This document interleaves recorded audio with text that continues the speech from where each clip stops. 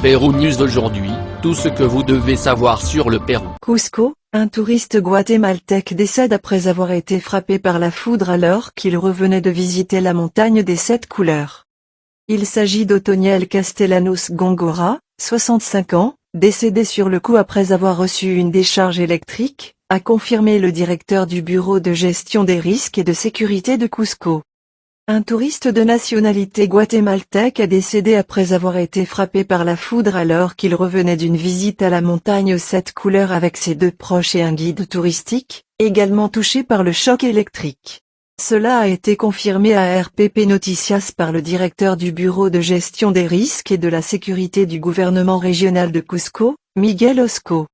Il s'agit d'un visiteur du Guatemala, Otoniel Castellanos Góngora, 65 ans, qui a été frappé par la foudre alors qu'il revenait de l'attraction naturelle, au milieu de la pluie, de la grêle et d'un orage électrique. L'adulte est décédé sur le coup, mais sa femme et le guide qui l'accompagnait ont également été touchés. Tous deux ont été transférés en ambulance du district de Pitumarca, province de Canchi, à la ville de Cusco. Nous avons perdu un visiteur, un touriste étranger. Il y a un guide blessé supplémentaire. La nationalité du touriste étranger est guatémaltèque. Je pense qu'il s'agit d'une personne âgée, a-t-il déclaré. Il s'agit du 2e décès ce mois-ci.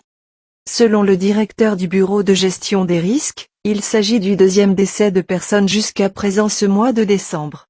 À cela s'ajoute la mort des animaux d'élevage qui sont également touchés par ces décharges électriques, notamment dans les zones des Hauts-Andes et en plein champ.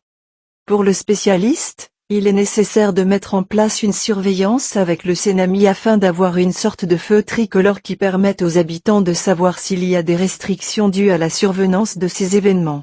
Abonnez-vous et suivez-nous sur nos réseaux sociaux, Facebook, YouTube, Instagram et TikTok. Pérou News aujourd'hui, suivez-nous sur Facebook et Instagram.